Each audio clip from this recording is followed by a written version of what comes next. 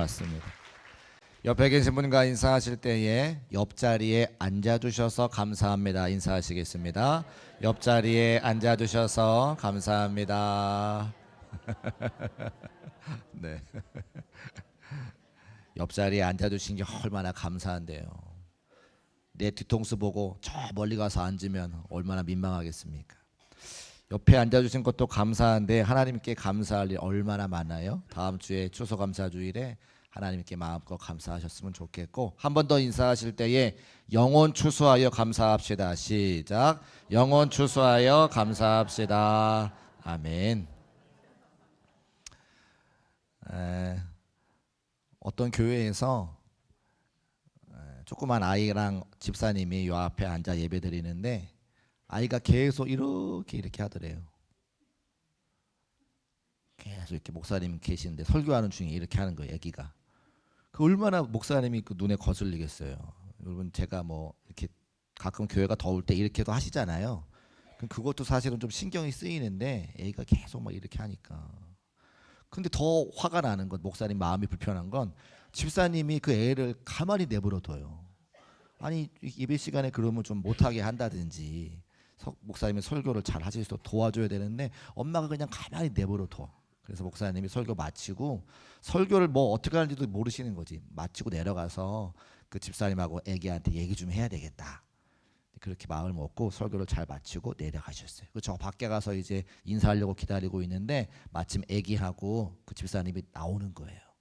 내가 얘기해야지 이런 마음 가지고 막 하다가 그 아기가 엄마한테 하는 말을 들었는데 이렇게 이야기하더라고요. 엄마, 목사님이 내려가시니까 십자가가 보여. 그죠? 나는 얼마나 다행인지 몰라요. 강대상이 여기 안 있고 여기 있어서.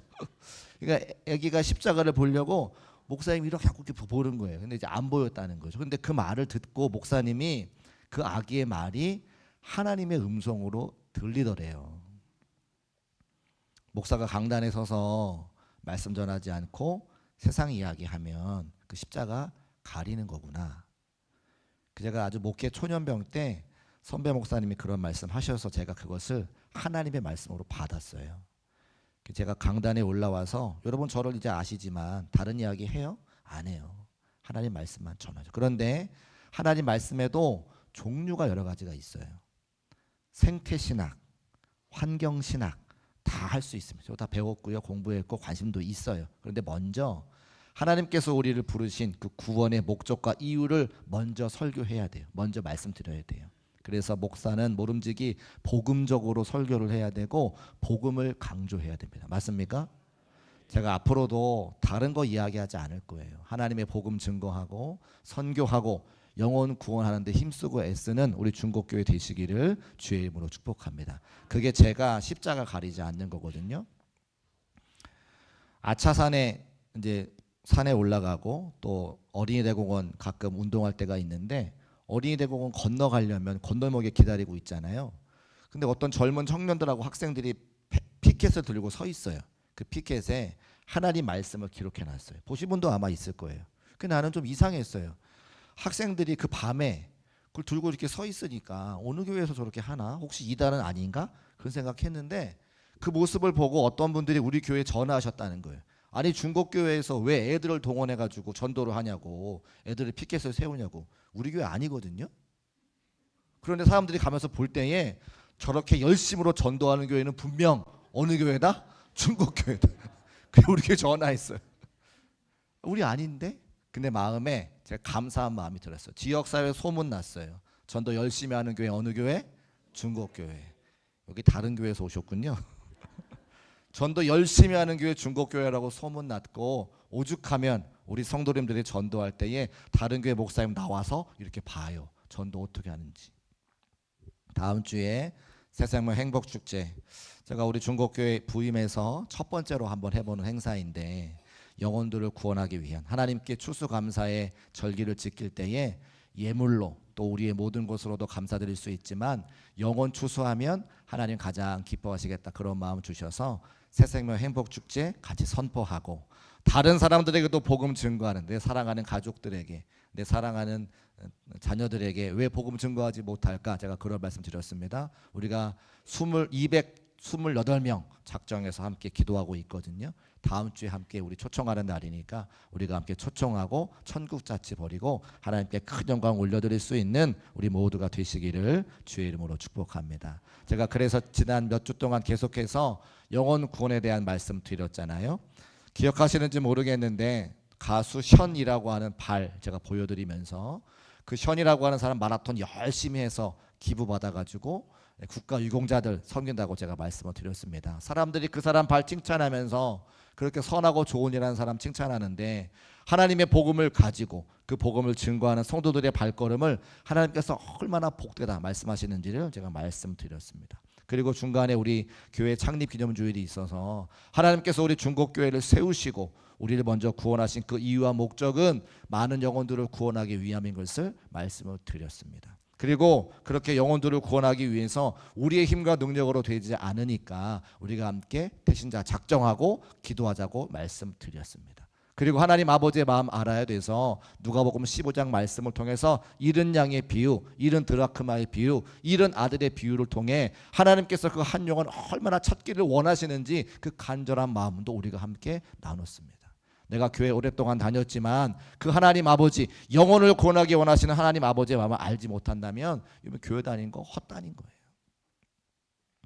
하나님께서 그 한 영혼 구원하기 위해서 수많은 사람들의 기도와 눈물과 헌신으로 교회를 세워주셨고 당신의 독생자 아들 예수 그리스도의 피값으로 우리를 구원하신 것은 누군가 그 사랑과 은혜가 흘러가서 영혼 구원하기 위함인 거니까 다른 사람들에게도 복음 증거하는데 내 사랑하는 가족들에게 자녀들에게 부모들에게 우리 부모님께 복음 증거해서 먼저 구원할 수 있는 은혜가 우리 모두에게 있으시기를 주의 이름으로 축복합니다. 그리고 다음 주에 결신하는 날인데 이번 주 설교를 뭘 할까 고민하다가 그러면 잔치를 준비해야 되는데 그 잔치를 잘 준비해야 되겠구나. 어떻게 하면 잔치를 잘 준비할 수 있을까? 오늘 제가 말씀을 드리려고 합니다. 그래서 오늘 말씀의 제목이 뭐예요? 잔치 준비. 같이 한번 따라할까요? 잔치 준비. 말씀 들으시고 잔치 잘 준비해가지고 하나님께는 영광이고 우리 모두에게 기쁨이 되시기를 다시 한번 주의 이름으로 축복합니다. 잠언 9장에 보니까 그 잔치를 배설하는 두 존재가 나오는 것을 보게 되어져요. 사실은 우리가 잠언 9장 말씀을 잘 말씀으로 전하지 않고 또 잘 읽지 않은 그런 말씀인데 말씀을 가만히 묵상하다 보니까 잔치 준비에 대해서 잘 기록되어져 있는 본문이 잠언 9장의 말씀이라고 하는 겁니다. 두 존재가 나오는데 지혜라고 하는 존재와 미련한 여인이라고 하는 존재가 나옵니다. 이 두 존재가 잔치를 배설하는 그런 과정을 기록해 놓고 있어요. 먼저 지혜라고 하는 존재의 초대인데 잠언 9장 1절부터 6절 말씀을 올려두시고 제가 한번 읽어볼 테니까 잘 보세요. 자, 지혜가 그의 집을 짓고 7 기둥을 다듬고 주어가 누구입니까? 지혜죠. 지혜라고 하는 존재가 준비하는 거예요. 짐승을 잡으며 포도주를 혼합하여 상을 갖추고 자기의 여정을 보내어 성중 높은 곳에서 불러 이르기를 어리석은 자는 이리로 돌이키라. 누구 보고 오라 그래요? 어리석은 자는 이리로 돌이키라. 지혜라고 하는 존재가 잔치를 배설하면서 어리석은 자를 초대하고 있는 모습을 우리 9장 1절부터 6절까지 기록하고 있습니다.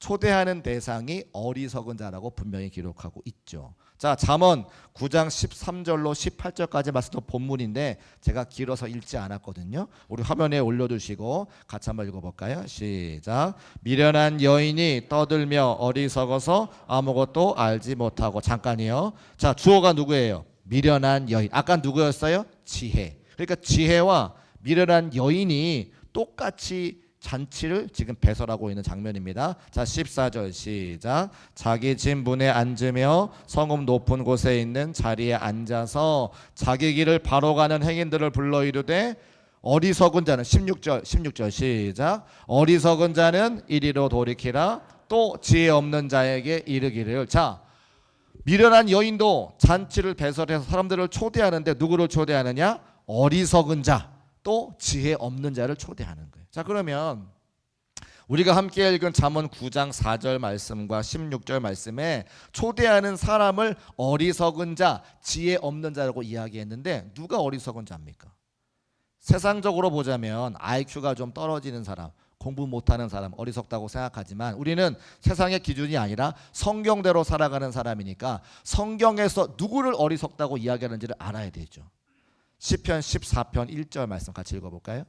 함께 있습니다. 시작. 어리석은 자는 그 마음에 이르기를 하나님이 없다 하도다. 아멘. 어리석은 자가 누구예요? 하나님이 없다고 말하는 사람을 성경에서는 어리석다라고 이야기합니다. 우리가 아무리 머리가 좋아도 IQ가 150 넘어가서 막 멘사 회원이 되어도 또 박사학위를 갖고 있어도 하나님이 없다고 말하는 사람들은 어리석은 사람들입니다. 교회 바깥에 하나님 없다 말하는 분들 많이 있죠. 그분들을 지금 초대하고 있는 거예요. 지혜자가 초대하고 미련한 여인이 초대하는 것을 보게 되어집니다. 그런데 이 지혜자가 초대하고 미련한 여인이 초대하는 것이 두 초대가 조금 다른 것을 볼 수가 있어요. 주체가 다르고 목적이 다르고 또 그들이 원하는 바가 다른 건데, 첫 번째 주체가 뭐냐면 주체가 다르죠. 지혜자가 초대하는 것과 미련한 여인이 초대하는 것 다른데, 조금 해석하면 지혜자는 하나님을 뜻하는 것일 겁니다. 그리고 미련한 여인은 사단 마귀를 뜻할 겁니다. 그러니까 하나님도 세상의 어리석은 사람들을 초대하시고 사단 마귀도 세상의 어리석은 사람들을 초대한다는 거죠. 그러면 왜 초대를 하겠습니까? 하나님은 생명을 주시기 위해 초대하시겠죠. 자, 잠언 9장 5절과 6절 말씀 같이 읽어보겠습니다. 시작. 너는 와서 내 식물을 먹으며 내 혼합한 포도주를 마시고 어리석음을 버리고 무엇을 얻어라? 생명을 얻어라. 그렇죠. 하나님께서 세상에 어리석은 사람 초대하시는 이유는 생명을 얻게 하기 위해서 초대하신 거예요. 저분은 먼저 그 하나님의 초대를 받아서 생명을 얻은 자인 것을 믿으시기를 주의 이름으로 축복합니다. 그렇죠. 예수 그리스도가 생명인 줄 알고 그 예수님께 함께 우리가 예배드리고 있으니까 우리는 생명을 얻은 자입니다. 그러면 반대로 미련한 여인이 어리석은 사람을 부르는 이유가 무엇입니까? 잘 모르겠지만 생명의 반대면 죽음으로 이끌기 위해서 초대하지 않겠습니까? 잠언 9장 18절 말씀에 기록되어져 있는데 함께 읽어볼까요? 시작. 오직 그 어리석은 자는 죽은 자들이 거기 있는 것과 그의 객들이 수올 깊은 곳에 있는 것을 알지 못하는 자네. 죽은 자처럼 만들기 위해서 수올 깊은 곳으로 인도하기 위해서 미련한 여인들이 세상의 어리석은 사람들을 초대한다는 거예요. 그 잔치를 만드는 방법도 다릅니다. 과정도 굉장히 달라요. 하나님은 열심히 준비하시죠. 잠언 9장 1절로 3절까지만 제가 읽어볼게요. 지혜가 그의 집을 짓고 7 기둥을 다듬고 짐승을 잡고 포도주를 혼합하여 상을 갖추고 여종을 통하여 성중 높은 곳으로 올라가 불러 이르기를. 준비가 많습니까? 많습니까? 많죠. 하나님이 열심히 잔치를 준비하신다는 이야기입니다. 왜요? 구원해서 생명을 주게 하기. 그런데 반대로 사단 마귀는, 미련한 여인은 준비를 하나도 하지 않아요. 세상 말로 1도 하지 않습니다. 말씀에 기록되어져 있거든요. 9장 13절부터 17절까지만 제가 읽어볼게요. 미련한 여인들이 떠들며 어리석어서 아무것도 알지 못하고 자기 집 문에 앉으며 성은 높은 곳 있는 자리에 앉아서 자기 길을 가는 행인들을 불러 이르되 어리석은 자는 이리로 돌이키라. 지혜 없는 자는 또 이르기를, 뭐 이렇게 이야기합니다. 도둑질한 물이 달고 몰래 먹는 떡이 맛있다, 뭐 이런 얘기 한다는 거죠. 뭐예요? 입만 살아가지고 준비를 하나도 하지 않고 입만 가지고 일한다는 거예요. 그러니까 하나님은 열심히 잔치 준비를 하시고 사단 마귀는 입만 가지고 준비 하나도 하지 않더라. 그런데 세상에 어리석은 사람들이 어디로 많이 가더냐? 성경 말씀하니까 이렇게 하나님의 잔치를 준비하고 준비를 많이 하시는데 그 어리석은 자들이 지혜 편으로 갔다는 말은 성경에 안 나오고요. 잠언 9장 18절 말씀 보니까 그의 객들이 수올 깊은 곳에 있다라 이렇게 기록하는 거 보니까 수많은 사람들이 그 미련한 자의 초대에 초청받아서 수올로 가고 죽은 자들과 같이 죽음으로 걸어가고 있는 것을 말씀을 통해 우리에게 알려주고 있습니다. 왜 그런가? 왜 그런가? 이것을 우리는 기울어진 운동장이라고 말할 수 있는데요. 이제 아이들이 시험 보고 대학에 들어가야 되니까 강남에서 공부한 고3 학생과 저 강원도 시골에서 공부한 고3 학생 중에 누가 더 서울대를 가기 쉬울까요? 제가 강원도를 폄훼하는 게 아닙니다. 미리 말씀드리지만 제가 의정부에서 고등학교 시절을 보냈잖아요. 중학교 시절을 보냈잖아요. 서울에 와서 학교를 다녀보니까 정보력이 달라요. 정보력이. 어떤 대학에 어떻게 가야 되는지를 정보가 달라요. 그러니까 강원도에 사는 그 고3 학생은 2배, 3배의 공부를 열심히 해야 되고 더 많은 정보력을 가져야 서울에 있는 학생보다 서울대학을 가기가 쉽다는 이야기입니다. 이것은 뭐냐면 기울어진 운동장애라고 이야기해요. 출발이 다르다는 이야기예요. 자, 다시 이 생각을 성경으로 말씀으로 가지고 들어와 보면 하나님은 열심히 준비하시고 사람들에게 생명을 얻게 하기 위해 잔치를 배설하시는데 왜 사람들이 다 하나님께 오지 않고 사단 마귀에게 가느냐? 우리에게 이미 에덴 동산에서 아담과 하와가 선악과를 먹은 이후에 우리의 마음 가운데 죄성이 살아있기 때문에 그렇습니다. 우리 마음 가운데 죄의 공장이 있어서 내가 원하든지 원하지 않든지 자꾸만 세상을 버타기 원하는 마음들이 모든 사람들의 마음에 있다는 거예요. 그래서 미련한 여인은 사단 마귀는 큰 노력을 기울이지 않아도 사람들이 다 그곳으로 유혹당하여 가는 것을 우리에게 말씀하고 있는 것이죠. 바로 그때에 우리 중국교회 성도들은 하나님의 놀라우신 사랑과 은혜로 그 한 영혼을 구원하기 위해서 새생명 행복축제를 함께 개최하는 것을 믿으시기를 주의 이름으로 축복합니다. 너무나 안타까운 것은 그렇게 여러분들이 함께 기도하고 말씀을 전할 때에 세상 사람들의 반응이 우리의 기대와는 달리 다 들로 밖으로 간다는 거예요. 누가복음 14장 16절과 18절 말씀 같이 한번 읽어볼까요? 시작. 이르시되 어떤 사람이 큰 잔치를 베풀고 많은 사람을 청하였더니 잔치할 시각에 그 청하였던 자들에게 종을 보내어 이르되 오소서 모든 것이 준비되었나이다 하매 다 일치하게 사양하여 이르되라고 기록하고 있어요. 다 일치하게 사양하여 이르되. 무슨 말이냐?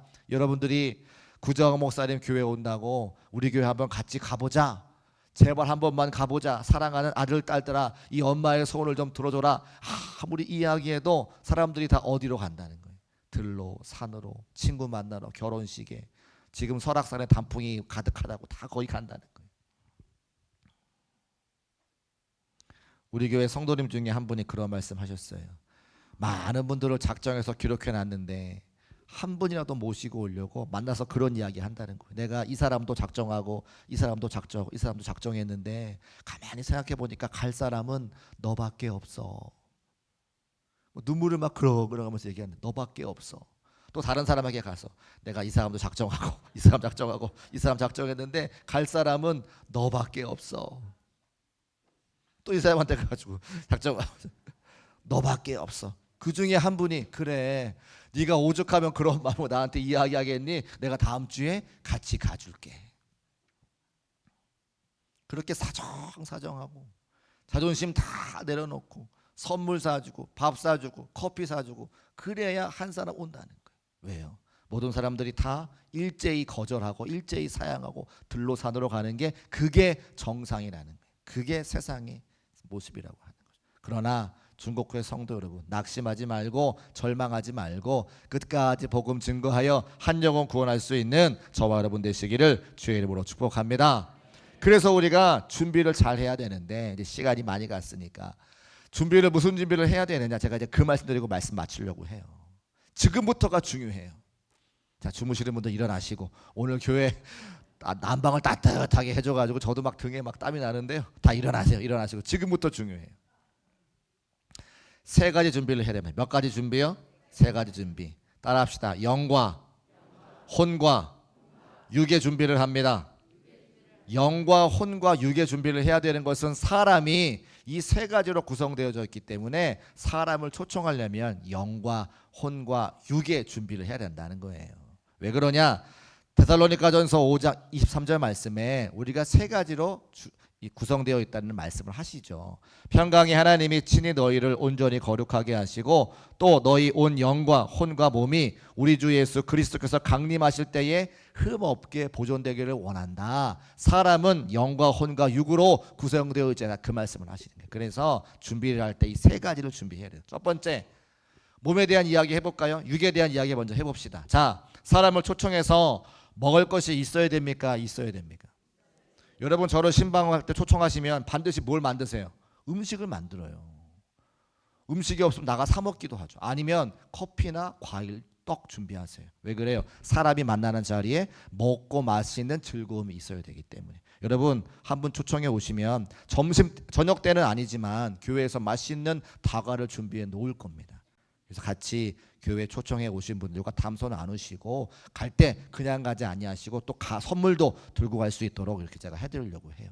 또 다음번에는 오시는 분들에게 꽃 좀 달아드리려고 해요. 꽃. 당신은 우리의 VIP야. 당신 아름다운 존재. 꽃 달아드리고 싶어요. 이 모든 걸 뭐라고 이야기하냐면 환대라고 이야기하죠. 환대. 환대의 한자말 뜻이 뭐냐면 기쁠 환자에 기다릴 대자를 쓰더라고 봅니다. 사람을 기쁘게 기다리는 것 환대라고 이야기하죠. 근데 이 환대의 반대말이 뭔가 봤더니 홀대, 박대, 냉대, 천대, 푸대죠. 단어만 들어도 좀 기분이 안 좋지 않으세요? 그러니까 우리가 사람을 초대해 놓고 배신자를 초대해 놓고 환대하지 않고 홀대하고 박대하고 냉대하고 천대하면 그분의 마음이 어떻겠느냐라고 하는 겁니다. 사랑하는 성도 여러분, 다음 주에 누가 오시든지 간에 환대할 수 있는 저와 여러분 되시기를 주의 이름으로 축복합니다. 그 환대는 네 가지라는 거예요. 미인대칭. 미인대칭. 한번 따라해 볼까요? 미인대칭. 시작. 이게 뭐냐면 줄임말이 줄임말. 미소를 짓는 거. 인사를 하는 거. 대화를 하는 거. 뭘까요? 칭찬하는 거. 여러분 다음 주에 누가 오시면 제발 좀 웃으세요. 제발 좀. 지금처럼 그렇게 하고 계시면 무서워가지고 다 도망. 자 웃어봅시다. 하나 둘 셋 스마일. 그렇죠. 지금처럼 하시면 됩니다. 누가 오시든지 간에 좀 웃어야 그래야 마음 편안하게 오잖아요. 이제 미소를 했으면 그다음에 뭐예요? 인사. 할렐루야 어서 오세요. 이렇게. 여러분 시작. 할렐루야 어서 오세요. 그렇죠. 제가 어서 오세요 이렇게 하잖아요. 할렐루야 어서 오세요. 네 이렇게. 그다음에 대화. 말을 건네야 되는데 처음 봤으니까 사실은 외모에 대해서 말씀드리는 건 굉장히 조심스러운 일이지만 처음 만났으니까 보이는 게 처음이잖아요. 그러니까 아유 우아하십니다. 아름다우십니다. 참 멋지세요. 이렇게 말할 수 있잖아요. 그렇게 대화를 나누고 그다음에 칭찬. 그래서 미인대칭. 다음 주에 오실 때 우리가 환대하면서 미인대칭 해주시기를 주의 이름으로 축복합니다. 이게 육적인 준비라고 하는 거예요. 두 번째 혼의 준비가 필요한데 혼이 뭐냐면 우리의 감정을 이야기합니다. 혼. 아리스토텔레스의 수사학이라고 하는 책에 보자면 사람을 설득할 때 세 가지가 필요한데 로고스, 파토스, 에토스라고 이야기해요. 이게 뭐냐면 로고스는 논리를 이야기합니다. 우리가 새로운 가족들이 교회로 오면 왜 교회를 다니는지 논리적으로 설명할 수 있어야 돼요. 내가 교회를 다녀서 뭐가 좋은지를 내가 설명할 수 있는 거죠. 이 진리를, 이 논리를 갖고 있어야 사람들이 설득이 된다는 거예요. 두 번째는 파토스인데 파토스는 감정의 영역이거든요. 아까 일부 예배 때 우리 권사님 한 분이 이제 대표 기도하실 때 기도 마지막에 살짝 울먹울먹 하셨어요. 그게 뭐냐면 하나님께서 그 기도하시는 분의 마음에 파토스, 감정을 일으키셔서 그 감정의 표현을 하시는 거거든요. 하나님의 말씀을 전하고 교회에 초대했을 때 그분의 마음과 감정이 움직일 수 있도록 그래야 우리가 설득할 수 있다는 겁니다. 세 번째는 에토스는 뭐냐면 이렇게 논리적으로 말을 하고 감정의 감동과 감화를 준 그 사람이 어떤 사람이냐, 신뢰할 만한 사람이 되어야 그 말에 설득이 된다는 거죠. 예를 들면 사기꾼도 논리적으로 말할 수 있습니다. 사기꾼도 우리의 감정을 흔들어서 우리를 설득할 수 있어요. 그런데 그가 사기꾼이기 때문에 그 말에 신뢰가 안 되잖아요. 예수 믿는 사람들이 그렇지 예수 믿으니까 바른 삶을 살지 선한 삶을 살지 저 사람의 말은 신뢰할 만해라고 하는 삶의 모습이 보여야 그때 그 사람이 설득된다. 이게 아리스토텔레스의 수사학에 나오는 이야기거든요. 근데 이것이 우리 예수 믿는 사람도 똑같다는 거예요. 혼적인 준비가 뭐냐면 우리가 왜 예수를 믿는지를 사람들한테 말할 수 있어야 돼요. 그 말하는 준비가 필요하다는 거죠. 두 번째는 말할 때 그분에게 감동이 되는, 내가 실제로 예수님 만나봤더니 삶에 무엇이 좋았는지를 내 감정을 통해 전할 수 있어야 되고요. 그리고 내가 그분들을 바라볼 때에 거룩하고 정결한 삶이 되느냐 아니냐. 모든 교인들이 사람들이 볼 때 저 사람처럼 살고 싶어, 저 사람 신뢰만 해 라고 생각이 되어져야 그분이 구원받을 수 있다고 하는. 근데 이 말씀을 하나님께서 이미 하셨어요. 어디에서 하셨느냐? 베드로전서 3장 15절 말씀에 이 세 가지를 미리 준비하라고 우리에게 말씀하셨습니다. 같이 읽어보겠습니다. 시작. 너희 마음에 그리스도를 주로 삼아 거룩하게 하고 너희 속에 있는 소망에 관한 이유 로고스를 묻는 자에게는 대답할 것을 항상 준비하되 온유 파토스와 두려움으로 하고 선한 양심 에토스를 가지라. 자, 소망에 관한 이유를 물어보는 자들에게 말할 것을 준비하는, 그게 뭐예요? 로고스라고 하는. 말할 때에 온유함을 가지고 그 사람의 마음을 움직일 수 있도록 감정적인 부분도 필요하다 말씀하고 파토스가 가시죠. 그리고 선한 양심, 사람들에게 정결한 사람이야, 거룩한 사람이야, 믿을 만한 사람이야라고 인정돼야 사람을 설득할 수 있다. 근데 복음을 증거할 때도 이 세 가지가 필요하다는 거. 이것이 바로 우리가 혼적인 준비를 하는 것이다. 이제 말씀을 드려요. 마지막 세 번째는 영적인 준비. 그렇게 여러 가지 잔치를 준비하기 위해서 육적인 준비도 하고 또 혼적인 준비를 다 마쳤음에도 불구하고 끝끝내 교회에 오지 않는 사람들이 거의 대부분이에요. 그래서 우리가 뭘 해야 되느냐? 파라클레토스, 성령님의 도우심이 우리에게 필요합니다. 하나님의 일은 하나님의 것으로 되어지는 거니까 우리가 아무리 사람들을 전도하기 원하더라도 하나님께서 우리를 돕지 않으시면, 하나님께서 그분들의 마음을 열어주지 않으시면 우리가 감당할 수 없기 때문에 기도하는 겁니다. 오늘 이 자리에 함께 오셨는데 오랫동안 교회를 오시고 싶으셨던 분이 계세요. 근데 저희가 기도했다기보다는 그 성도님의 가정에 예수 믿는 형제 자매들이 많으신데 오랫동안 기도하셨습니다. 그리고 그 기도의 열매로 오늘 우리와 함께 예배하고 계세요. 제가 그분의 말씀을 듣고 그분의 삶을 함께 나눌 때에 얼마나 큰 은혜가 되든지.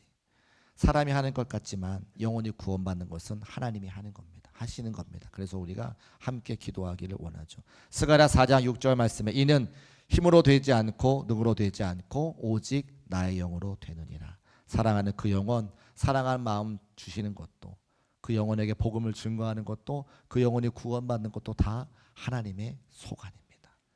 그래서 이 시간 우리가 함께 찬양하고 결단하며 기도하는 시간 가지려고 해요. 밖에 보니까 228명의 이름들이 적혀져 있고 수많은 성도님들이 작정하며 기도했습니다. 다음 주에 오실지 안 오실지는 하나님 소관이고 오늘 우리는 기도할 수 있으니까 그분들의 이름 불러가며 기도할 수 있는 우리 모두가 되시기를 주의 이름으로 축복합니다. 모두 자리에서 일어나셔서 찬송하고 함께 기도하겠습니다. 함께 박수하실까요? 당신은 지금 어디로 가나요? 발걸음 무겁게 이 세상 어디 쉴 곳 있나요? 머물 곳 있나요? 예수 안에는 안식이 있어요. 평안이 넘쳐요. 십자가 보혈 믿는 자마다 구원을 받아요. 예수 믿으세요. 예수 믿으세요. 예수 믿으세요. 예수 믿으세요. 당신은 오늘 누굴 만났나요? 위로받았나요? 이 세상 누가 나를 대신하여 목숨 버렸나요? 고통의 멍에 벗어버리세요. 예수 이름으로 마음 문 열고 주님 맞으세요. 기쁨이 넘쳐요. 예수 믿으세요. 예수 믿으세요. 예수 믿으세요. 예수 다시 한번 찬송합시다. 예수 믿으세요.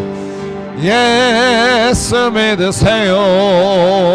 예수 믿으세요. 예수 믿으세요.